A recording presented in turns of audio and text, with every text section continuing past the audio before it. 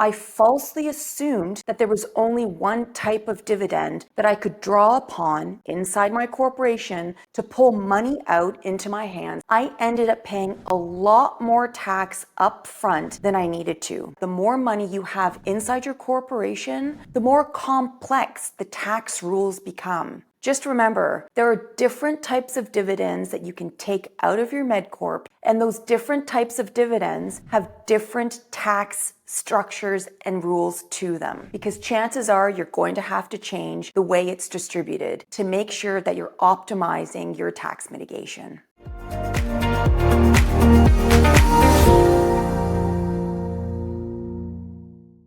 Hi, I'm Dr. Genhee So, founder of ElevateMD, and today we're going to talk about salary versus dividend and how to pay yourself like a wealthy physician. I think one of the most common questions that we encounter as medicine professionals when we incorporate is, should we pay ourselves a salary or should we pay ourselves a dividend? I mean, this isn't a straightforward answer, and sometimes it actually frustrates me when some doctors are very dogmatic and say, you should only pay yourself a dividend or you should only pay yourself a salary. I think the truth and the reality is that the difference between, or the split between, paying ourselves a dividend or a salary or a mix of both really depends on how much we get paid, how much money we already have invested, and even how our spouses get paid, as well as the mindset that we have with respect to how we want to run our daily finances. But if we put all of that aside just for a moment, one important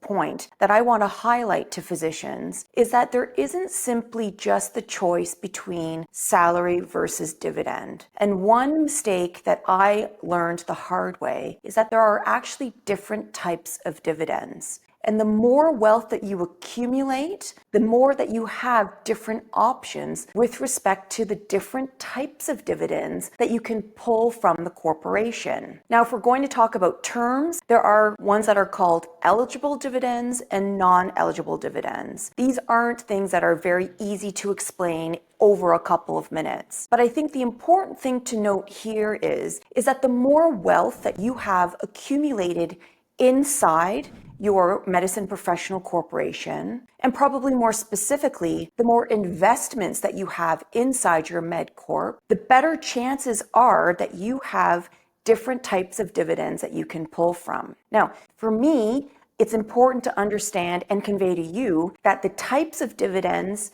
are important to know that they exist in the first place because they have different types of tax implications. And this is where I went wrong. When I was thinking and talking to my accountant about whether to pull out dividends or salary or a combination of both, I falsely assumed that there was only one type of dividend that I could draw upon inside my corporation to pull money out into my hands personally. Because I didn't understand that there were multiple types of dividends, I ended up paying a lot more tax up front than I needed to. And effectively what that does is it diminishes the tax deferral power of the medicine professional corporation, which is really the whole reason why we have the Medco in the first place. When it comes to a salary, there are certainly positives and negatives about taking a salary. Our family personally takes a salary, but we also keep in mind that the salary is taxed at a marginal tax rate. So we look at the tax bracket that our income would be in if we took it via a salary, and we also look at how much of a dividend that we need to supplement our lifestyle. The last point that I want to highlight here is the long-term cost of doing dividend versus salary.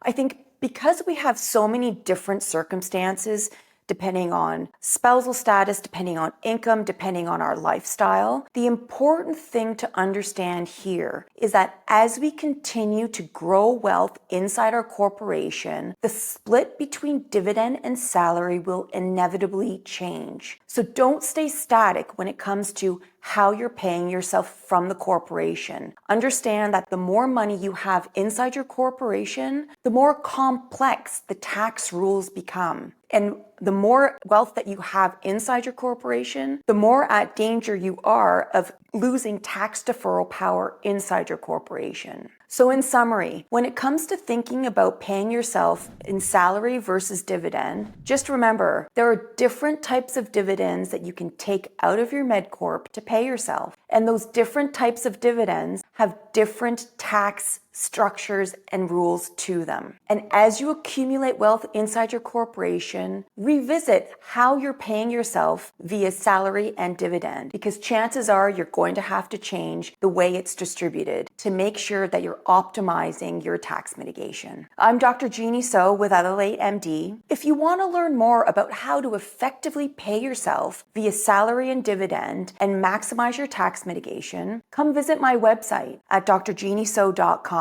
Thanks so much for joining, and I'll catch you in the next episode.